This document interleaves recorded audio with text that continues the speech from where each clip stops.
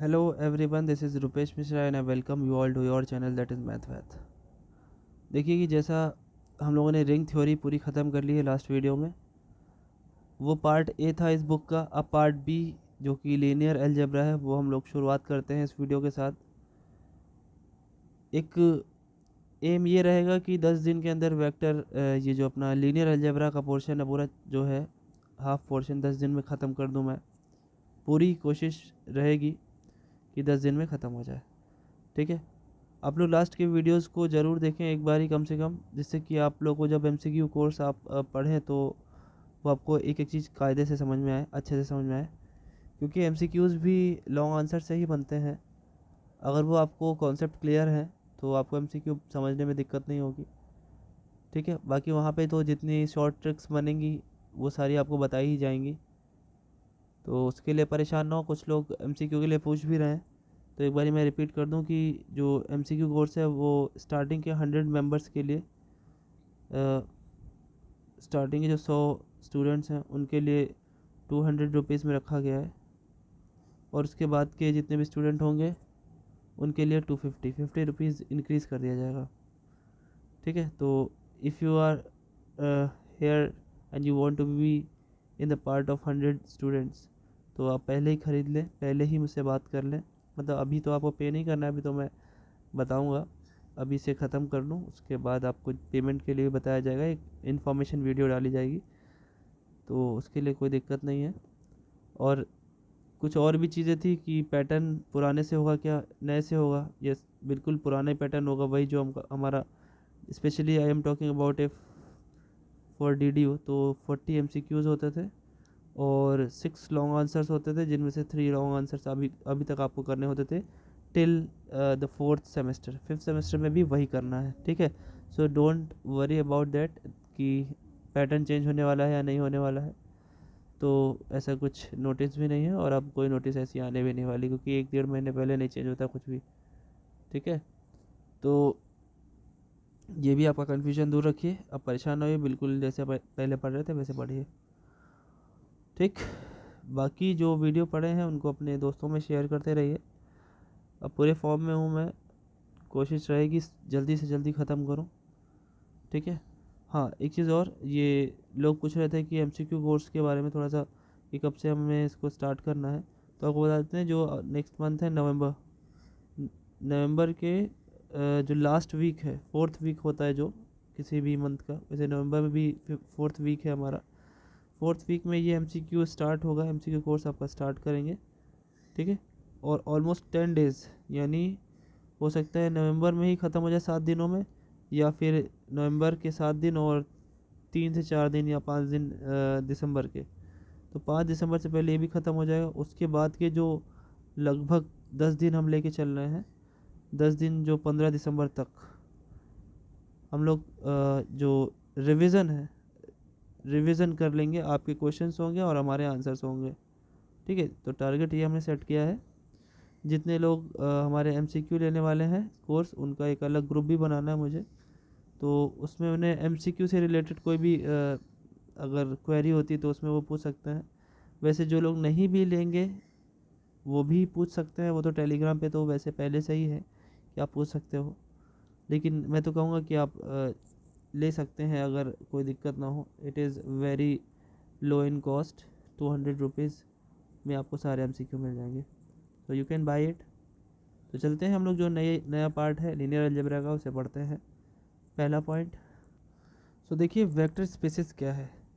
Space का मतलब आप वही समझ लीजिए, 2 dimension space, 2 dimensional, 3 dimensional, 4 dimensional, यहाँ पे n डायमेंशनल तक है। ठीक है, n डायमेंशनल तक है। अब उसमें कैसे हमारे नंबर्स होते हैं आपको पता है कि 2 डायमेंशन में एक्स वाई टाइप होते हैं, 3 डायमेंशन में एक्स वाई जेड टाइप होते हैं। अब 4 डायमेंशन कैसे लिखोगे भाई? चलो 4 डायमेंशन लिख के दिखा देते हैं, x1 x2 x3 और x4। ठीक, ऐसे n डायमेंशन कैसे होगा? n डायमेंशन कुछ ऐसा होगा, x1 x2 x3 dot dot dot dot xn। ठीक है, तो ये फ़िलहाल आपको पता होना चाहिए, जो 3 डायमेंशन तक ही हमारा पूरा स्पेस होता है। लेकिन वेक्टर जब हम लोग पढ़ते हैं वेक्टर स्पेसेस तो उसमें n डायमेंशन होता है।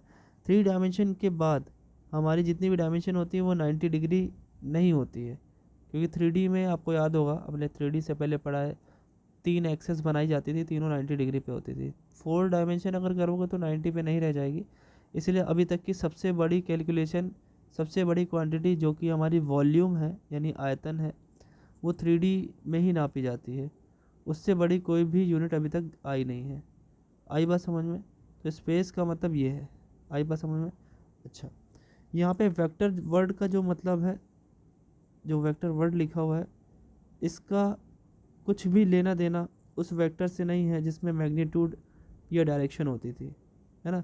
ये वेक्टर और वेक्टर का कुछ यहाँ पे जो मतलब, vector is a set, it is a set,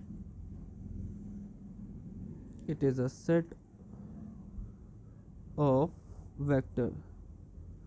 vector spaces में क्या होगा? सेट ऑफ वेक्टर्स, मतलब उसके अंदर के एलिमेंट्स को हम वेक्टर कहेंगे। ठीक है, बस और कुछ नहीं।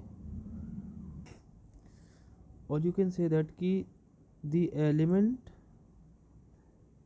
The elements in this set are named as vectors.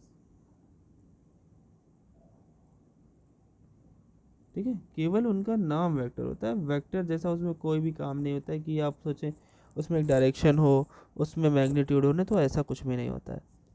ठीक है, let me make it very clear. तो अभी क्लियर ये चीज़ हो गया हुआ, याद रखिए इसको। ठीक है, अभी तो मैंने बताया कि वेक्टर स्पेस में वेक्टर वर्ड का क्या मतलब है, लेकिन अभी क्या होता है अभी आगे पढ़ेंगे। ठीक है, चलिए देखते हैं। इसके बाद दो छोटे छोटे ऑपरेशन है, उन्हें सीखते हैं क्या होता है।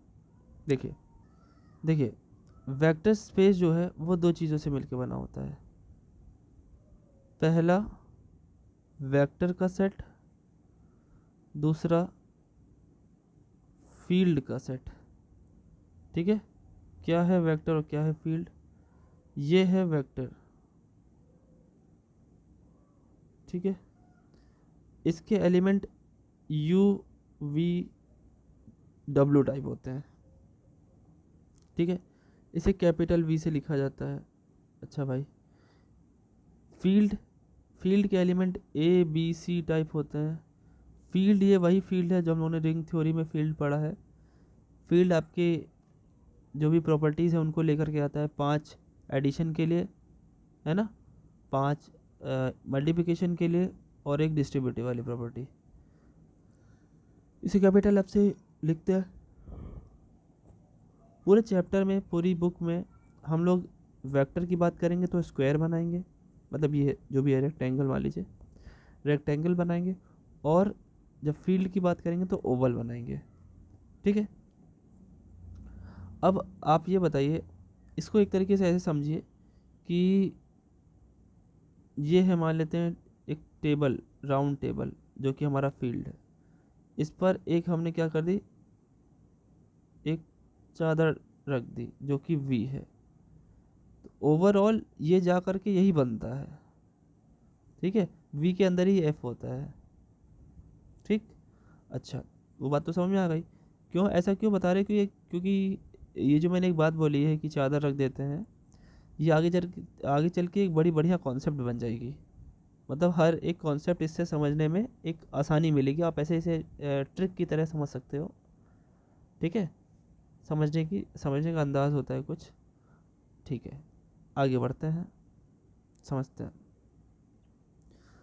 तो भाई, जो वेक्टर होता है, ये जो आपका ये पार्ट है, वेक्टर और एफ, अब देखा जाए तो हमारा जो वी है, ये जो चादर है, वो एफ के ऊपर रखी हुई है। वी ओवर एफ, है ना, एफ के ऊपर।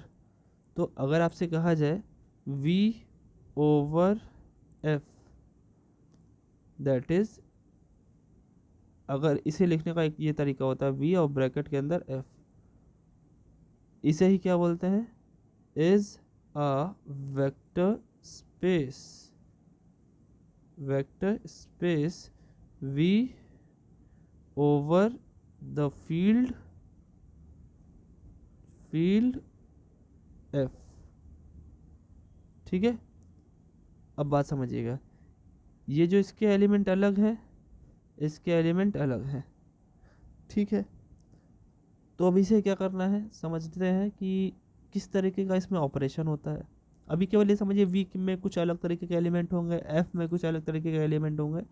वी और एफ को अगर मैं एक साथ लिखना चाहें तो वी ओवर एफ लिखेंगे और इसे ही हम वेक्टर स्पेस बोलते हैं, ठीक है।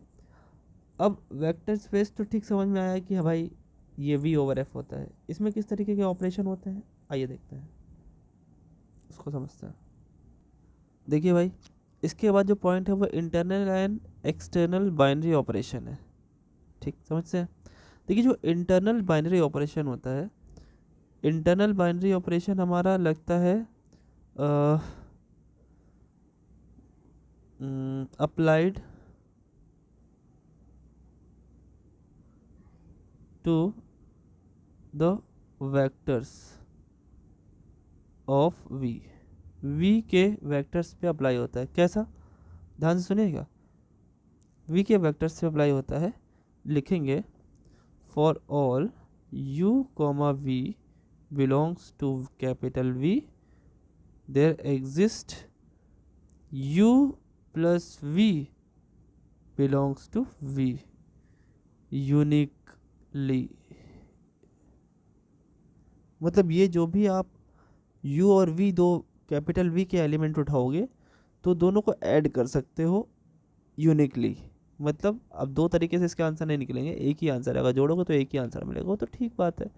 यूनिकली लिखने का कोई मतलब है, आगे आप लोग को ये समझ में आएगा कि यूनिक वर्ड क्यों लिया जा रहा है, समझ में आएगा क्लियरली, ठीक है। अच्छा भाई, तो बच्चों ये जो u प्लस वी हुआ है इसे ही हम लोग क्या बोलते हैं, इंटरनल बाइनरी ऑपरेशन। दो वेक्टर्स के बीच में हमेशा सम ही होगा, मतलब उनको जोड़ ही सकते हैं, कभी उनका मल्टीप्लिकेशन नहीं कर सकते। अगर आपसे कहा जाए u into V belongs to V, तो ये तो पहली बात तो फॉल्स है, ऑलवेज वेक्टर्स का मल्टीप्लिकेशन नहीं होता। इसे इंटरनल बाइनरी प्रोडक्ट बोलते हैं, इंटरनल बाइनरी ऑपरेशन बोलते हैं। आई बात समझ में। अच्छा, और सुनिए, दूसरा एक्सटर्नल क्या होता है भाई। एक्सटर्नल भाई हमें बनाना था वेक्टर स्पेस, तो वेक्टर स्पेस बनेगा वी से यानी वेक्टर से, तो अपनी ही बात कर रहा है वो, तो इसलिए वहाँ पे इंटरनल हो गई बात। लेकिन अगर हम एफ के अंदर की मटेरियल की बात करें, ठीक है, और देखिए समझिएगा, if A belongs to capital F का एक एलिमेंट उठा लिया और वेक्टर स्पेस का एक एलिमेंट उठा लिया और दोनों का प्रोडक्ट करा दिया, ए इंटू यू। आप जब उन दोनों का प्रोडक्ट करोगे तो वो कैपिटल वी में ही आएगा, ठीक। इसे क्या बोलते हैं, इसे एक्सटर्नल बाइनरी प्रोडक्ट बोलते हैं या एक्सटर्नल बाइनरी ऑपरेशन बोलते हैं। आई बात समझ में, ठीक ना। एक्सटर्नल क्यों, क्योंकि दोनों बाहर बाहर के एलिमेंट है, एफ अलग है, एफ का एलिमेंट ए अलग है, और यू जो वी का एलिमेंट यू है वो अलग है, ठीक है। तो इसे क्या बोलेंगे, एक्सटर्नल बाइनरी प्रोडक्ट और इंटरनल बाइनरी प्रोडक्ट। आई बात समझ में। ये बहुत ही इंपॉर्टेंट पॉइंट है, इस पर बहुत सारे हमारे क्वेश्चन बनते हैं इस पर, कि ये फॉल्स वाला एमसीक्यू आपको जब मिलेगा, एमसीक्यू इसके प्रिपेयर्ड है बच्चों, लीनियर अलजेब्रा के एमसीक्यूज प्रिपेयर्ड हैं, समझ लीजिए पूरे बने हुए हैं, और रिंग थ्योरी के भी लगभग बन ही गए हैं। इसके बाद दो और बचे हैं, वो भी साथ ही साथ बना लूँगा मैं। और जब आपको एमसीक्यू कोर्स मिलेगा तो फुल एमसीक्यू बहुत ही ज़्यादा मिलेंगे मेरे ख्याल से इस बारी, तो आराम से आपकी प्रैक्टिस हो जाएगी। 40 क्वेश्चंस मेरे ख्याल से सारे के सारे हो सकता है मिल जाए, नहीं तो 35 प्लस तो आप तो वैसे भी बहुत ही आराम से करके आओगे। ये समझ में आ गया इंटरनल और एक्सटर्नल बाइनरी ऑपरेशन, ठीक है।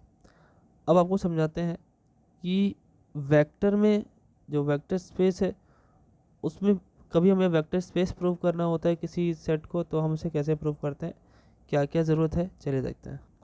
अब देखिए कंबाइन करके आपको वेक्टर स्पेस की डेफिनेशन बताते हैं, ठीक है। The set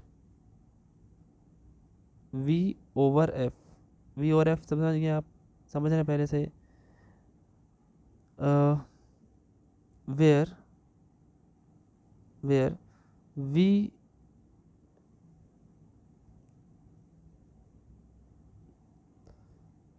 where V is the set of vectors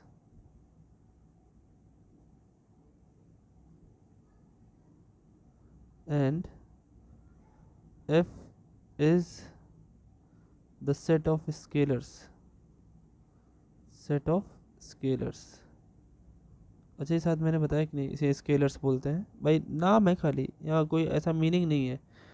ये वेक्टर और ये स्केलर उनसे कोई लेना देना नहीं, खाली इनको एक नाम दे दिया गया है।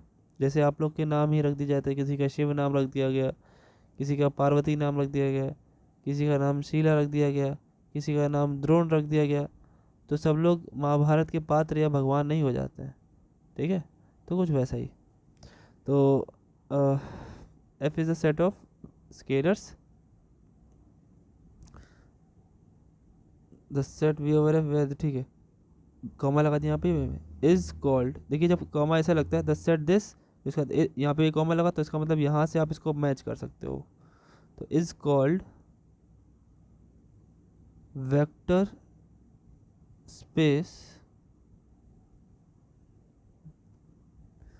इफ इट फॉलोज, अगर ये फॉलो करता है, क्या फॉलो करता है, देखिए फॉलोइंग प्रॉपर्टीज़, इन प्रॉपर्टीज़ को फॉलो करे अगर, तो ये वेक्टर स्पेस कहलाता है। क्या, जो हमारा v है वो प्लस और इनटू, मतलब अपने खुद के वेक्टर का सम, और ये इनटू क्यों लगाया, आपको फील्ड यानी f से कोई स्केलर उठाना और उसमें मल्टीप्लाई कर देना। ठीक है, इज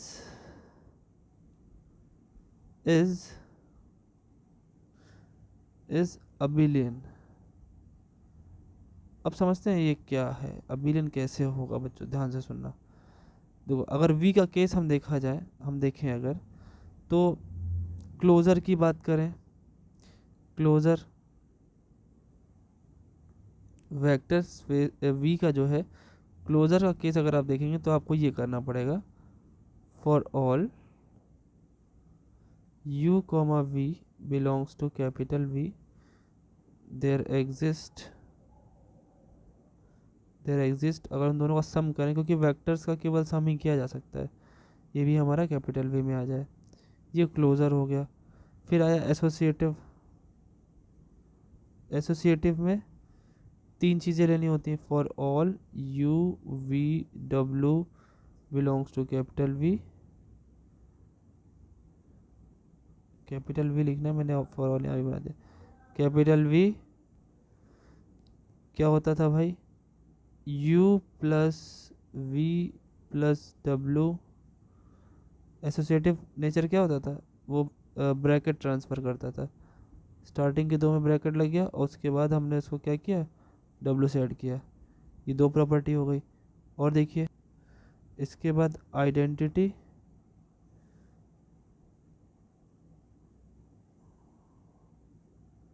आइडेंटिटी का केस क्या है यहाँ पे, क्या है भैया, आपको पता होना चाहिए कि जो वेक्टर स्पेस होता है उसमें हमारा जीरो वेक्टर भी होता है, देयर एग्जिस्ट एन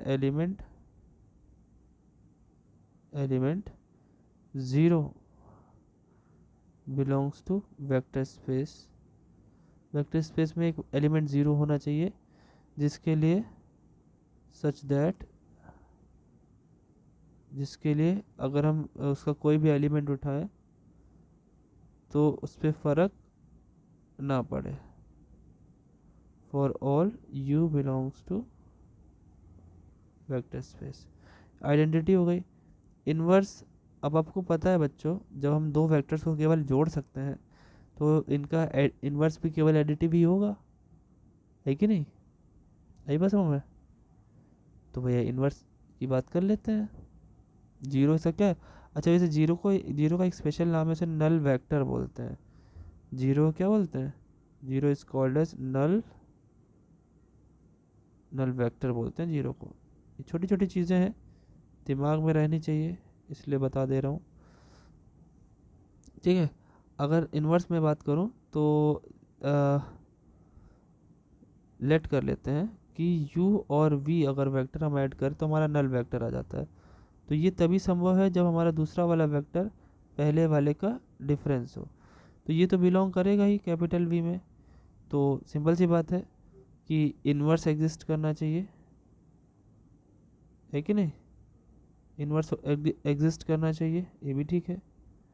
उसके बाद abelian nature, abelian property vectors को लेकर के क्या होता है, अगर मैं बोलूँ कि for all u comma v belongs to capital V implies that u में अगर आप v को जोड़ो या v में आप u को जोड़ो, ये दोनों सेम होंगे, यानी अबिलियन प्रॉपर्टी को शो करना चाहिए। ठीक है, तो एक तरीके से प्लस के लिए यानी इंटरनल बाइनरी ऑपरेशन के लिए ये पूरा अबिलियन तो हो गया, है ना? ये क्या हो गया, अबिलियन या कम्यूटेटिव ग्रुप हो गया, जो भी कह सकते हैं। अब हम कहें कि फॉर एफ प्लस इंटू के लिए, एफ प्लस इंटू के लिए क्या होगा? देखो एफ प्लस इंटू में भी कोई बहुत बड़ी बात नहीं है, दो स्केलर्स को आप जोड़ेंगे कोई फ़र्क नहीं पड़ेगा, है ना? क्योंकि एफ यहाँ पे क्या, इसे क्या कहते हैं, एफ फील्ड होता है, ये एफ फील्ड है। एफ प्लस क्या होगा, अब दो vector is abelian, F plus abelian होगा, इसी तरह से मतलब ए और बी टाइप एलिमेंट होंगे ना उसके, एफ प्लस भी अबिलियन होगा, एफ इंटू भी अबिलियन होगा। ठीक है, एफ प्लस भी अबिलियन होगा और एफ इंटू भी अबिलियन होगा। बस समझ में आ रही है? अब देखिए, जो एफ इंटू है ये भी मस्ट बी अबिलियन। अब मेरी बात ध्यान से सुनिए, ये सारे जो पॉइंट्स हैं सब प्रूव नहीं करने होते हैं। कुछ जो स्टार्टिंग की एक्सरसाइज है उसमें हम लोग इसे क्या करेंगे, यूज़ करेंगे। जैसे कभी कभार वेक्टर स्पेस प्रूव करने को आ जाता है, अगर इस बुक से लॉन्ग आंसर बनेगा तो एक वेक्टर स्पेस प्रूव करने वाला भी क्वेश्चन बन सकता है। ठीक है, इम्पॉर्टेंट है क्योंकि अब थोड़ा सा बड़ा बन जाता है तो लॉन्ग आंसर उनको देने में तकलीफ भी नहीं होगी, क्योंकि उनको लगेगा कि भाई ये तो बड़ा प्रूफ है, तो बड़े आराम से दे सकते हैं। तो F into must be abelian. अभी देखिए एक प्रॉपर्टी इसके बाद और मैं ऐड कर रहा हूँ उसी में ही, क्या उसके थर्ड पॉइंट नाम दे देता हूँ। पहला था v प्लस इंटू, दूसरा था f इंटू, मतलब f प्लस इंटू। अब है हमारा scalar multiplication, scalar multiplication with vectors, with vectors क्या होता है भाई? देखिए, एक हमने ले लिया स्केलर, एक ले लिया वेक्टर, ये किस में आना चाहिए, v में आना चाहिए। आई बात समझ में? ऑल्सो दो स्केलर ले लिया हमने ए बी, और इसमें क्या कर रहा हूँ, u का मल्टीप्लाई कर रहा हूँ। तो क्या हम इसे ऐसे भी लिख सकते हैं? हाँ, इसे ऐसे भी लिख सकते हैं। ठीक, ऐसे भी लिख सकते हैं। इसे आप भाई u को इधर उधर करके आप a u और b बाहर भी कर सकते हो, ये सब चीज़ें कर सकते हो आप, कोई बात नहीं है। ठीक है, आप ये भी कर सकते हो, दो वेक्टर को आपने ऐड किया, आप उसमें अलग अलग मल्टीप्लाई भी कर सकते हो। ठीक है, या फिर दो आप स्केलर को ऐड करके वेक्टर बाहर रखते हो तो आप उसे अलग अलग भी कर सकते हो। बस क्या नहीं कर सकते, वही जो मैंने लिखा था फॉल्स करके, वो नहीं कर सकते कि भाई u और v belongs to capital V है तो u इंटू v ये कभी भी सही नहीं होगा। अरे बात समझ में, है ना? बाकी a इंटू बी तो कर ही सकते हैं भाई, यहाँ पे देखो ना, a और b का मल्टीप्लिकेशन तो f में होगा ही, क्योंकि वो तो फील्ड है ना, और फील्ड वर्ड वही है जो हम लोगों ने पहले पढ़ा है, जो प्लस के लिए इंटू के लिए अबिलियन होता है। ठीक है, नो प्रॉपर जीरो डिवाइजर होता है, डिस्ट्रीब्यूटिव प्रॉपर्टी को होल्ड करता है। तो ये सारी चीज़ें एक वेक्टर और एक स्केलर यानी वेक्टर स्पेस में होती हैं बच्चों। इतना होने के बाद तब जा कर के हम बोल पाएंगे कि ये एक वेक्टर स्पेस है। अब क्या ये सब प्रूफ करने बैठेंगे? नहीं भैया, इतना बड़ा नहीं करना होता है। हम लोग इसकी शॉर्ट ट्रिक पे जाएंगे, ठीक है। लॉन्ग आंसर को तो लॉन्ग आंसर की तरह करेंगे ही, बाकी जब हम लोग को पेपर में एमसीक्यू आएगा, आपको ऐसी ट्रिक बतानी है मुझे जो आप सुन के आपका दिमाग घूम जाएगा कि इतने आराम से इतना बड़ा क्वेश्चन का आंसर हम कैसे कर सकते हैं। या definitely you will be able to do that. तो आप वो भी कर पाएंगे, परेशान बिल्कुल नहीं होना है। चलिए आगे बढ़ते हैं, ठीक है।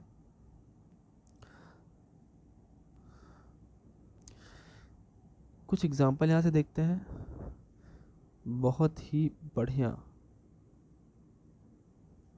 समझिए, सबसे पहली चीज़ ये है कि अगर मैं बोलूँ कि field over field is a vector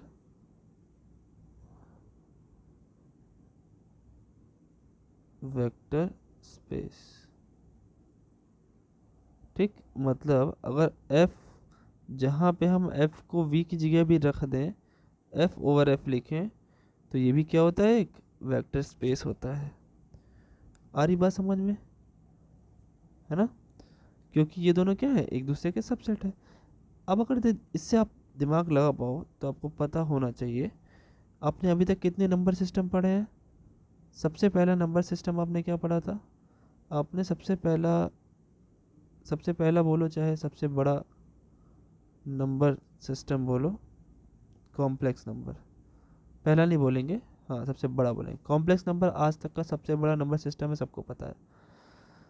उसी में एक आ जाता है अपना क्या, रियल नंबर सिस्टम। आता है ना बच्चों? बिल्कुल आता है। रियल नंबर उसी का एक सबसेट होता है, ठीक है। रियल नंबर के अंदर कौन आ जाता है? रियल नंबर के अंदर आ जाता है अपना रेशनल और इरेशनल दोनों आ जाता है। तो हम थोड़ी देर के लिए रेशनल क्यू ले लेते हैं, ठीक है। क्यू रेशनल, ठीक है। इरेशनल की बात अभी नहीं कर रहे हैं, ठीक है। तो भाई क्यू हटाने के बाद तो इसमें केवल इरेशनल बचेंगे, सिंपल सी बात है। यहाँ से आर हटाने के बाद इसमें केवल आई वाले बचेंगे, सिंपल सी बात है ना? तो वो चीज़ तो अंडरस्टूड है। अब क्यू के अंदर अगर आप थोड़ा सा दिमाग लगाएं तो क्यू के अंदर होल नंबर निकाल लीजिए। नहीं, होल नंबर से भी पहले एक नंबर होता है जिसे हम क्या कहते हैं, डब्लू। डब्लू मतलब सॉरी, डब्लू नहीं, जेड। होल नंबर तो हो ही रहा है, जेड। इंटीजर्स, है ना? इंटीजर्स निकाल लिए हमने। अब इंटीजर के भी अंदर कुछ होता है क्या? हाँ बिल्कुल होता है। देखिए थोड़ा सा मैं जूम करता हूँ इसको, थोड़ा सा जूम करते हैं, ठीक है। और स्केल को थोड़ा सा कम करते हैं, ठीक। अब z यानी इंटीजर के अंदर भी कुछ होता है क्या? बिल्कुल होता है। क्या होता है? इंटीजर के अंदर हम कर देते हैं थोड़ी देर के लिए हमारा होल नंबर, ठीक है। हमने कर दिया डब्लू, ठीक है। डब्लू के अंदर भी हमने क्या पढ़ा था? डब्लू के अंदर भी हमने पढ़ा था नेचुरल नंबर, नेचुरल नंबर। तो इतनी सारी चीज़ें एक के अंदर एक पढ़ी थी, ठीक है। देखिए बड़ा छोटा सा दिख रहा होगा आपको, बड़ी मज़ा आई होगी देखने में।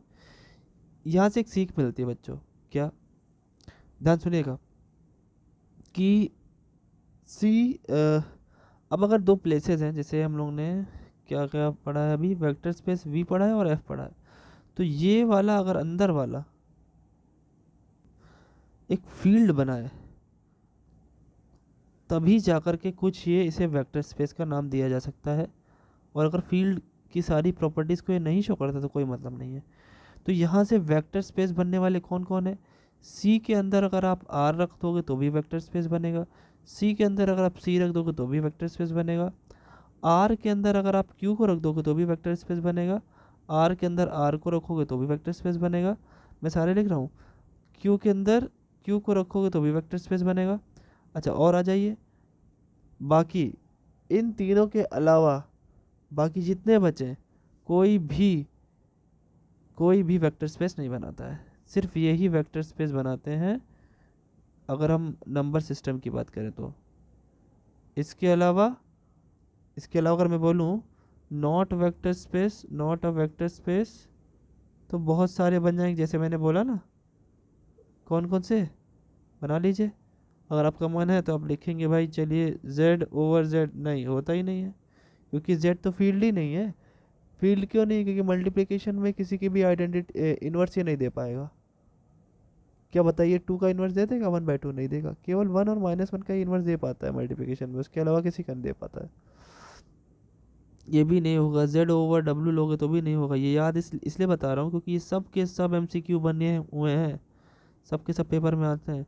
N/N जितने बना पाओ, ये सब के सब क्या है, वेक्टर स्पेस नहीं होते। ये बात इतनी क्लियर हो गई? ठीक है, ठीक। चलिए देखते हैं अगला, नेक्स्ट आगे बढ़ते हैं। देखिए इसके आगे कुछ और पॉइंट देखते हैं, समझते हैं उनको। ठीक है, क्या है देखिए।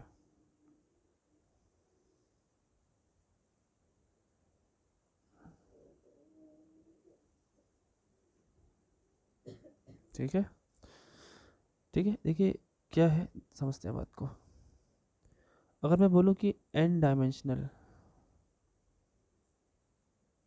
वेक्टर स्पेस, ठीक है, n डायमेंशन, तो इसे आप ऐसे भी लिख सकते हो। अगर मैं कहूँ दोनों का सेम है, मतलब f और फील्ड और वेक्टर सेम है, तो ये n ऊपर की पावर में जो n लिखा गया है, इसका मतलब n डायमेंशन होता है। ठीक है, तो ये भी एक वेक्टर स्पेस होता है। ठीक, तो वेक्टर स्पेस अगर ये है, तो इससे जितने भी पहले हमने बताया आपको, ये रियल से रियल में, जैसे रियल की पावर n कर दें, उसको रियल से ले लें, या फिर कॉम्प्लेक्स की पावर n ले लें, उसको कॉम्प्लेक्स से कर दें, या फिर आपका कॉम्प्लेक्स की पावर n के साथ रियल ले लें। ठीक है, हमेशा ये वाला जो होगा, ये वाला पार्ट जो होगा, वो इससे बड़ा या बराबर ही हो सकता है, उल्टा नहीं होगा कि ये बड़ा हो जाए। फील्ड कभी भी इससे बड़ा नहीं होगा। ठीक है, अच्छा चलिए और कुछ पता करते हैं। अब चलिए प्रूव करते हैं, क्वेश्चन पे आते हैं। ठीक है, एग्जाम्पल सेट करते हैं और समझते हैं उसको कि कैसे करना है। चलिए देखते हैं। तो एक एग्जांपल ले रहा हूँ, द फील्ड, द सेट, या फील्ड ले लो, the field C of complex number. ठीक है, complex is a vector space, कह रहे कि ये एक वेक्टर स्पेस होता है ओवर R। अब ओवर R मतलब यही फील्ड है, ये फील्ड C भले लिखा है, वो फील्ड C कहने का मतलब है C 5+ के लिए प्रॉपर्टी को शो करता है ना। मतलब फील्ड तो जान ही रहो, अविलियन होता है इसलिए फील्ड बोल दिया। बाकी ओवर वाली जो बात होती है वो हमारा जैसे V/F होता है, वो F होता है, एक तरीके से ओवर की बात होती है। तो R ऑफ रियल नंबर्स, अब हमें क्या करना है, फील्ड लेना है रियल नंबर्स का, और स्केलर लेने हैं R के, और वेक्टर लेने हैं C के। तो अब देखिए इसको प्रूव करना है कि ये एक वेक्टर स्पेस होता है। तो चलिए दिखाते हैं आपको, ध्यान सुनिएगा। तो अब अगर ये वेक्टर है हमारा, यहाँ पे V की जगह पे C लिखा हुआ है, तो उसके जो हमारे एलिमेंट होंगे वो उनका सिर्फ हम एडिशन लेंगे। तो ठीक है, बिल्कुल वैसे ही क्या करना है, let U/V/W belongs to complex number. ठीक है, अब हम क्या करने जा रहे हैं, फॉर C+, चलिए C+ करते हैं। C+ में पहला पॉइंट क्या प्रूव करना है, क्लोजर, वो तो सही है। U+V किया हमने, वो भी बिलोंग करे किसमें, C में, तो ये तो पहली प्रॉपर्टी होगी, पूरा नहीं लिख रहा हूँ, हेंस इट इज़ क्लोजर। दूसरी हेडिंग वेडिंग आप डालना सीख गए पहले से ही, तो मैं वो लिखा नहीं रहा हूँ। दूसरा क्या होता है एसोसिएटिव, तो हम लिखेंगे for all U V W, यहाँ भी लिखना चाहिए था for all U comma we belongs to C, U V W belongs to C, there exists U plus V plus W is equal to U plus V और plus W। Third point क्या है, there exist 0 belongs to V, है ना, such that, जिसे ये prove हो जाए कि U प्लस 0 बराबर U is equal to 0 plus U for all U, for all what, for all U belongs to capital V। ठीक, थर्ड पॉइंट तक हो गया। अब इसी का इन्वर्स जो हमने वहाँ पे लिखा था वही सारी चीज़ें यहाँ पे रिपीट करते चले जाएंगे। फिर लिखेंगे फोर्थ जो पॉइंट अपना, which is for all U comma V belongs to capital V if U plus V is equal to null vector अगर हो जाए देन, और V यहाँ से माइनस यू निकल जाए, then minus u will be the additive inverse of vector, additive inverse of, किसका additive inverse, of the vector u का ये एडिटिव इनवर्स हो जाएगा। ये बात समझ में, और ये भी हमारा क्या होगा, बिलोंग करेगा v में। इसके बाद पांचवी प्रॉपर्टी अब जानते हैं अबिलियन वाली होती है, for all u comma v belongs to capital V, u plus v is equal to v plus U, खत्म, अबिलियन भी हो गया।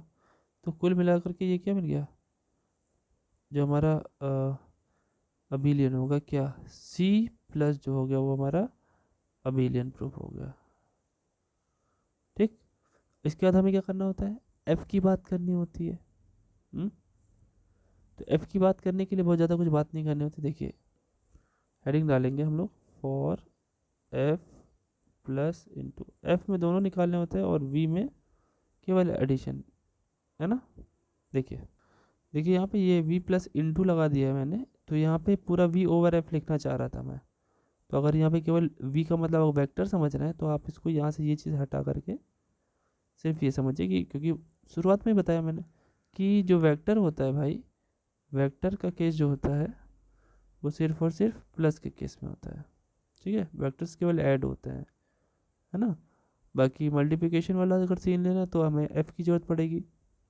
ठीक, अच्छा देखिए, तो अब फॉर F प्लस इंटू करें अगर हम लोग, तो ऐसे में देखिए वही सारी प्रॉपर्टीज़ क्या, for all A comma B belongs to F, there exist A into B belongs to capital F, वो भी यूनिकली, ये भी यूनिकली होगा भाई, वेक्टर्स का एडिशन भी यूनिकली होता है तो इनका स्केलर का मल्टीप्लिकेशन भी यूनिकली होता है। दूसरा, अगर हम एक for all A belongs to F and U belongs to U V, ठीक है, there exist A into U belongs to capital V, ये कैपिटल V में आना चाहिए।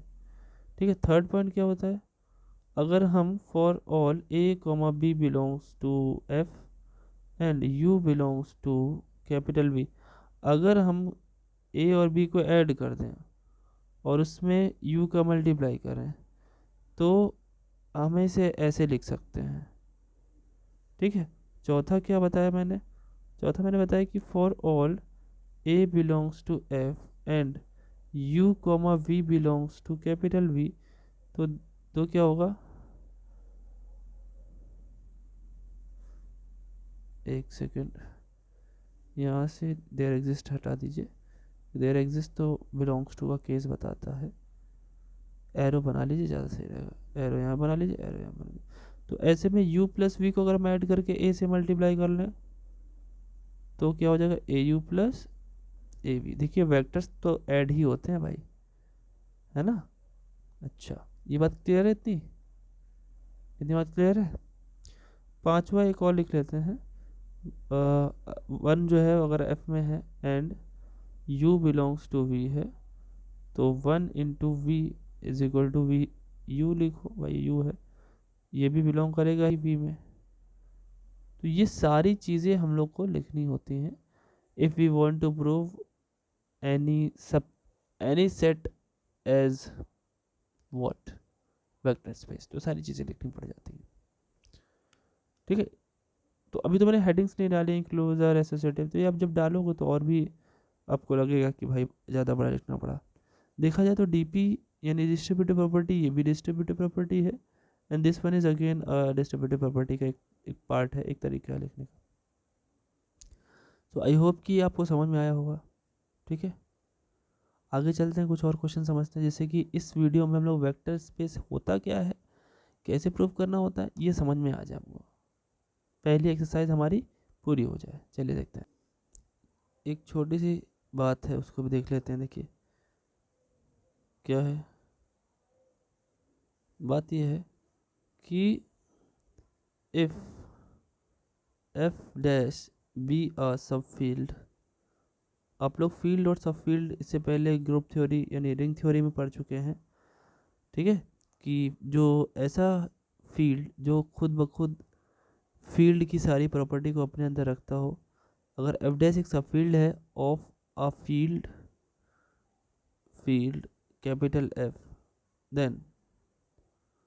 देन अगर ऐसा है तो then F of F dash, then f of f dash will also be a vector space, will also be a vector space।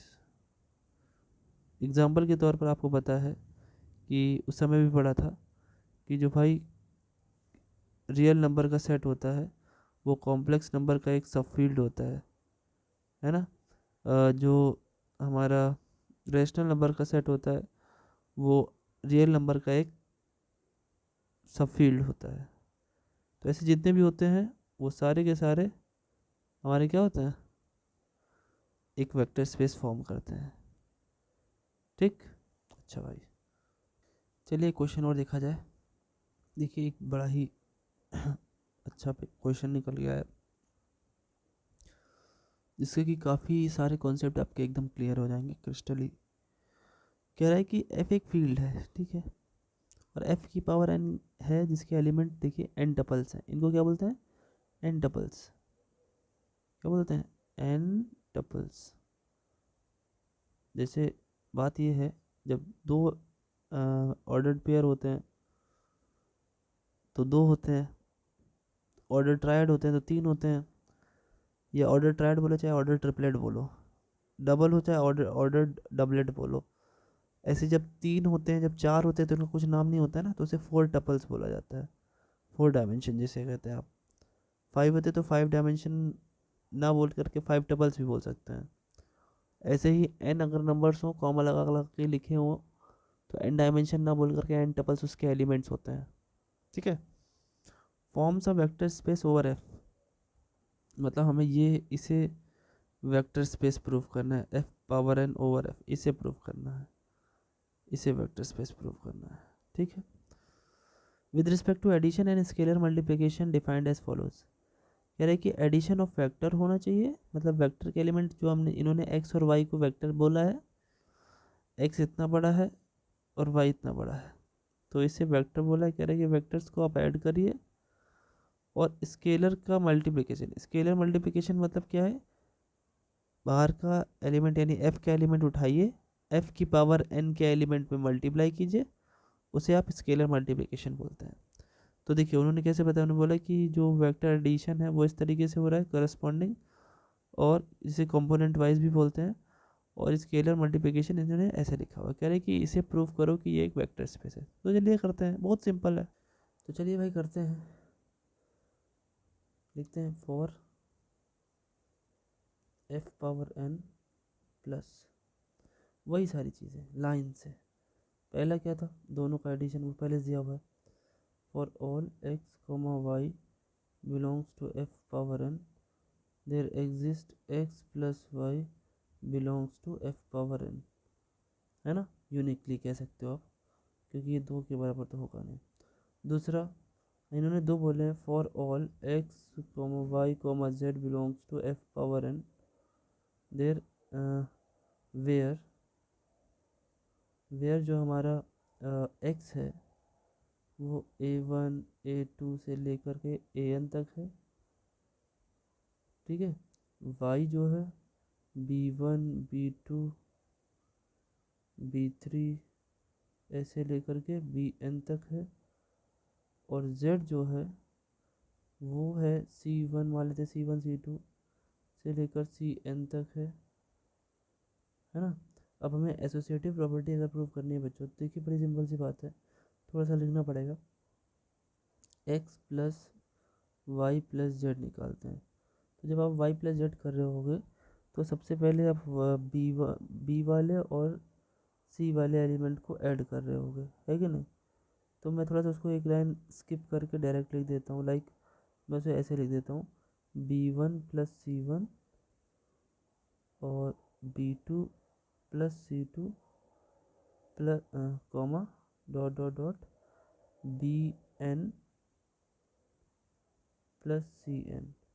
और जब आप इसे सॉल्व करेंगे तो ए के साथ जैसे ऐड करेंगे तो क्या आ जाएगा भाई, तब A1 plus B1 plus C1 और A2 plus B2 plus C2 और dot dot dot dot AN plus BN plus CN, ये बन जाएगा। ऐसे राइट हैंड साइड आप निकाल लेंगे, कैसे, एक्स और वाई को पहले ऐड कर लेंगे फिर बाद में जेड को ऐड करेंगे, तो दोनों सेम तो हो ही जाएगा। तो ये दूसरा पॉइंट हो जाएगा। तीसरा क्या होगा, तीसरा आपका पॉइंट होगा बच्चों, थर्ड पॉइंट जो होगा वो हमारा एग्जिस्टेंस ऑफ आइडेंटिटी होगा। देयर एग्जिस्ट एन एलिमेंट, एक एलिमेंट इस टाइप का हम ले सकते हैं कि नहीं, A1 भी जीरो B1 भी जीरो ऐसे करते हैं, AN भी जीरो बिलोंग्स टू वी नहीं, यहाँ पे एफ पावर एन है, ठीक है, belongs to F power N such that what, such that कि अगर हम किसी एक एलिमेंट यानी A1 A2 A3 में अगर इसे हम ऐड करें तो कोई फ़र्क नहीं पड़ेगा, वापस से वही आ जाएगा, है कि नहीं। तो इसे क्या बोलेंगे, इसे क्या बोलेंगे, आइडेंटिटी एग्जिस्ट हो गई, यानी नल वेक्टर एग्जिस्ट कर गया, एग्जिस्ट आप कह सकते हो, और null vector exist exist. Fourth point क्या है, फोर्थ पॉइंट है इनवर्स। बड़ी सिंपल सी बात है, हम लिखेंगे कि for all u comma we belongs to x comma y दिया ना इसमें, तो एक्स कॉमा वाई कर लो, for all x comma Y belongs to F power n if x plus y is equal to, अगर ये मान लेते हैं ज़ीरो वेक्टर के बराबर हो, तो जो हमारा वेक्टर बनेगा y इज इक्वल टू, वो यही वेक्टर में से, थोड़ी देर के लिए x को हम मान लेते हैं हमारा माइनस x जो है हमारा वो A1 A2 वाला वेक्टर है, ठीक है। तो आप समझ पाओ जो y मिलेगा वो माइनस में मिलेगा, क्या मिलेगा हमें y जो मिलेगा वो मिलेगा minus of A1 minus of A2 dot dot dot minus A of N minus of A N. तो भाई ये तो इन्वर्स एग्जिस्ट कर गया, इन्वर्स भी एग्जिस्ट कर गया, है ना। फिफ्थ पॉइंट क्या है, फिफ्थ पॉइंट वही है, for all x comma Y belongs to F power N X plus Y जो होगा वो वाई प्लस एक्स के बराबर होगा, क्योंकि ऑर्डर्ड पेयर्स के अंदर component wise A1 plus A2 add होगा। तो चाहे A1 प्लस A2 लिखो चाहे A2 प्लस A1 लिखो, बात तो बराबर है ना। अबिलियन हो गया। अब इसके बाद हम लिखेंगे for F plus into F plus into की बात करें अगर हम, तो वही 4-5 पॉइंट है। सबसे पहले क्या, अगर हम इसको for all A comma B belongs to capital F, तो क्या हम ये लिख सकते हैं there exist A into B belongs to F, वो तो हो गई फील्ड है भैया। दूसरा for all A B belongs to F and X belongs to F power N, there exist नहीं लिखना चाहिए, एरो बना देना चाहिए। इम्प्लाइज दैट क्या होगा, हम क्या करेंगे दोनों स्केलर्स को ऐड करेंगे और उसके साथ ही साथ एक्स कर देंगे। So this will give us A X plus B X, मतलब वही सारी चीज़ें लिखते चले जाएंगे। थर्ड पॉइंट क्या निकल के आएगा, ठीक है, for all A belongs to F and X comma Y belongs to F power N, X plus Y मतलब दोनों वेक्टर को ऐड करके ए से बाहर मल्टीप्लाई कर दे तो ए एक्स प्लस ए वाई, सेम बात है। फिर फोर्थ क्या मिलेगा, 1 बिलोंग्स टू एफ ले लिया जाए and X belongs to F power N, then 1 into X is equal to X belongs to F power N होगा। ठीक है, तो ये कुल मिला क्या प्रूव हो गया, हेंस एफ पावर एन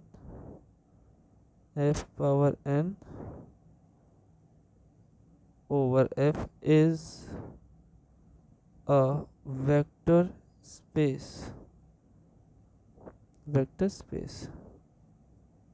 ठीक है बच्चों, आई बात समझ में, याद रखिएगा।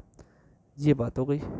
चलिए आगे बढ़ते हैं, एक क्वेश्चन और देखते हैं। देखिए एक और क्वेश्चन बहुत ही अच्छा, बहुत इंपॉर्टेंट क्वेश्चन कह रहे कि फंक्शंस का सेट बना हुआ है, set of all real valued function, continuous differentiable या फिर इंटीग्रेबल फंक्शन का एक सेट बना हुआ है of x defined in the interval 0 से 1 की बात हो रही है। ठीक है, is a vector space over the field R of real number, और उसमें फंक्शन कैसे डिफाइंड है, एफ प्लस जी, मतलब दो वेक्टर्स का हम एडिशन कर रहे हैं फंक्शंस का, एक्स पे अप्लाई कर रहे हैं तो अलग अलग हो जा रहा है। तो हम लोग पहले भी जानते हैं, इसे कंपोजिशन ऑफ फंक्शन बोलते हैं, इसे अलजेब्रा ऑफ फंक्शन बोलते हैं।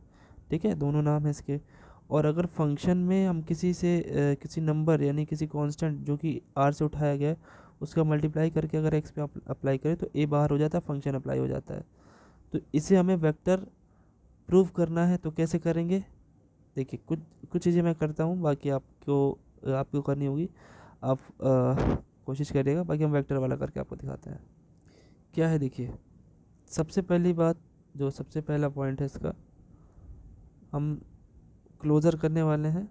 तो क्लोज़र करने के लिए पहला क्या करें, लिखेंगे for all F comma ji belongs to capital V there exist F plus G of X is equal to F of X plus G of x.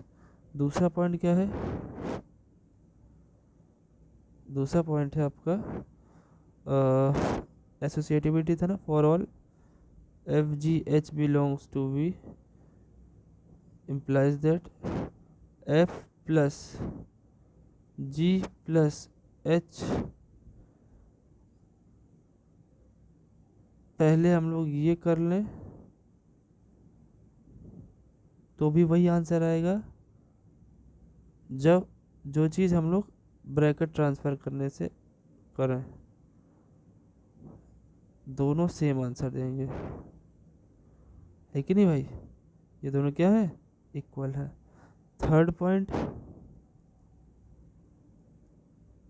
क्या है, थर्ड पॉइंट सिंपल सा है, देयर एग्जिस्ट अ फंक्शन एक function exist करेगा zero of X belongs to vector space such that, मतलब वो काम क्या करेगा, वो काम ये करेगा कि अगर हम ज़ीरो और फंक्शन को ऐड करें और तब किसी भी नंबर पे अप्लाइड करें तो कोई फ़र्क नहीं पड़ेगा for all F belongs to V. ठीक है भाई, ये तीसरा हो गया। चौथा क्या लिखेंगे, चौथा लिखेंगे कि देखिए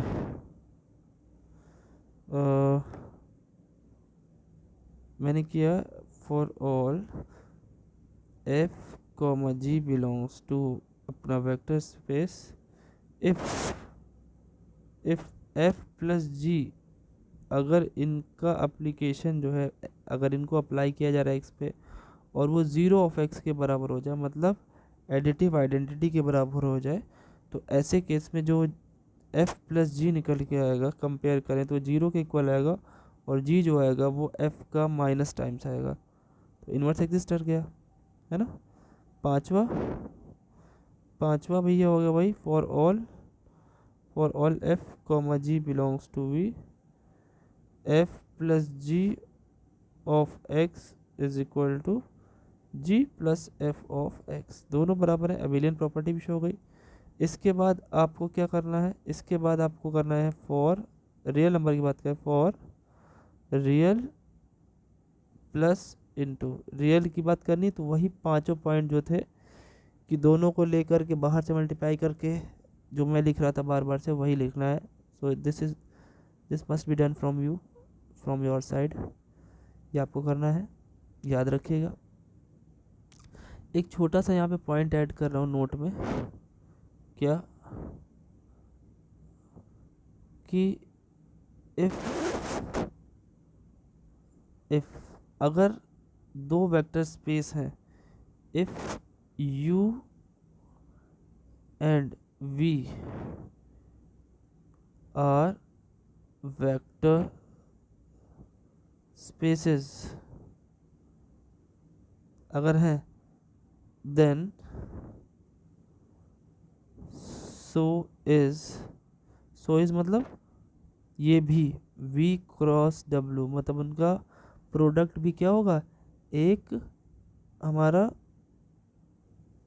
वेक्टर स्पेस होगा। तो इसे याद रखिएगा, इंपॉर्टेंट पॉइंट है। आइए वेक्टर स्पेस की कुछ प्रॉपर्टीज़ हैं 6-7, उन्हें देख लेते हैं और उसके साथ साथ इस वीडियो को एंड भी कर देंगे, पहली एक्सरसाइज ख़त्म भी हो जाएगी आपकी। So let's see that properties of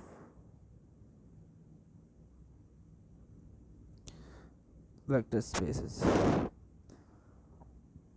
सबसे पहली और सबसे इजी प्रॉपर्टी ये है, ठीक है, अगर हम v ओवर f की बात कर रहे हैं, if we are talking about vector space v over f, तो अगर a इंटू ज़ीरो कर रहे हैं तो इज इक्वल टू ज़ीरो आता है ना, for all a belongs to f, ठीक है, एंड जो ज़ीरो है वो एक वेक्टर है, ठीक है। ये तो कोई बड़ी बात नहीं थी, लेकिन याद रखना है आपको कि जीरो जो है वो दोनों इस साइड में वेक्टर है। अब हम कहें कि ज़ीरो इंटू एक वेक्टर ले लेना है, तो ये भी ज़ीरो आएगा for all what, for all U belongs to,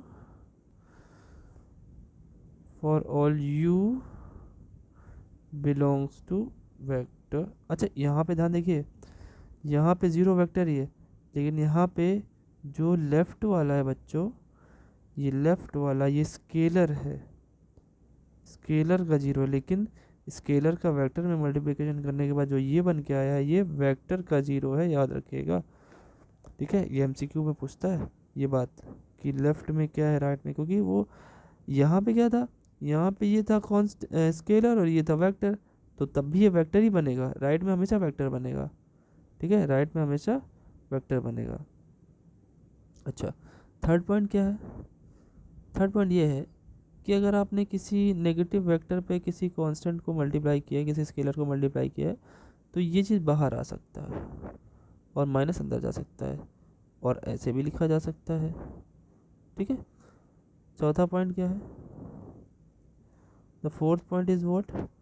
the fourth is, अगर हमने एक स्केलर और एक वेक्टर का मल्टीप्लिकेशन 0 पाया है, ठीक, तो यहाँ से भी वही बात होगी, इधर a0 हो और v0। v लिखो, u लिखो, जो मन चाहे लिखो। ठीक है, उसके बाद पांचवा जो पॉइंट है, पांचवा पॉइंट क्या कहता है? अगर दो वेक्टर का हमने डिफरेंस लिया है, u माइनस वी किया है, ठीक है, और बाहर में a का मल्टीप्लिकेशन किया है, तो भी वही काम होगा, चाहे वेक्टर को जोड़ के आप a से मल्टीप्लाई करो, चाहे वेक्टर को सब्ट्रैक्ट करके, तो वही बात वही पड़ती है। ठीक है, अच्छा, और देखते हैं सिक्स्थ पॉइंट क्या है। ये सब सिंपल सिंपल पॉइंट्स है, बस आपको दिमाग में रखना है। अगर हम आपसे कहें ए यू बराबर बी यू, मतलब यू का मल्टीप्लिकेशन अगर दो अलग तरीके से स्केलर्स में किया जाए, तो यहाँ से एक चीज़ बात एकदम कन्फर्म होती है कि जो ए है वो बी के बराबर है ना। लेकिन एक चीज़ और भी है, फॉर ऑल हमारा u क्या नहीं होना चाहिए? 0 नहीं होना चाहिए, belongs to capital B.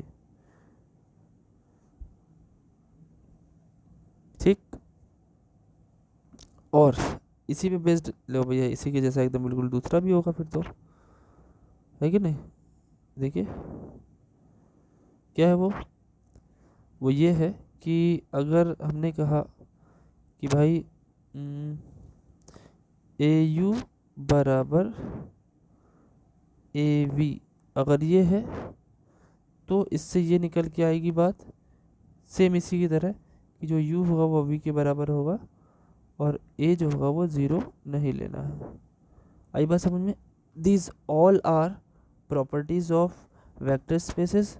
So we are now done with the first exercise. पहली एक्सरसाइज खत्म हो चुकी है, and in the next video we will definitely try to complete the next exercise which starts with vector subspaces। ठीक है, integral sum, बहुत सारी चीज़ें उसमें पढ़नी है, बेसिस डायमेंशन पढ़ना है, जो कि श्योर शॉर्ट होता है कि बेसिस डायमेंशन से एमसीक्यू बनता है, पेपर में उसके थ्योरम्स भी पूछी जाने की बहुत आसार होते हैं।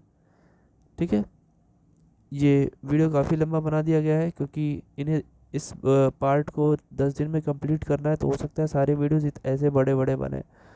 सो वीडियो को शेयर कर दीजिएगा, मन करे तो लाइक कर दीजिएगा, और कमेंट ज़रूर किया करिए अगर आपको पसंद आए ना पसंद आए, कहाँ पे नहीं समझ में आया, जिससे कि नेक्स्ट वीडियो में सुधार और किया जा सके। एमसीक्यू कोर्स के बारे में आप अपने फ्रेंड्स को बता सकते हैं, जो सिर्फ और सिर्फ अभी स्टार्टिंग में 200 रुपये का ही है। ठीक है, और इसमें सारे एमसीक्यूज़ मिल जाएंगे, डेमो एमसीक्यू का भी डेमो भी मिलेगा आपको, बस वो इधर ही मिल जाएगा आपको। जैसे जैसे हम लीनियर अलजेब्रा ख़त्म करेंगे, आपको इधर ही दे देंगे उसका एक डेमो, जैसे कि आप दिमाग में आपके बन जाए कि हाँ आपको सही लगा या नहीं लगा।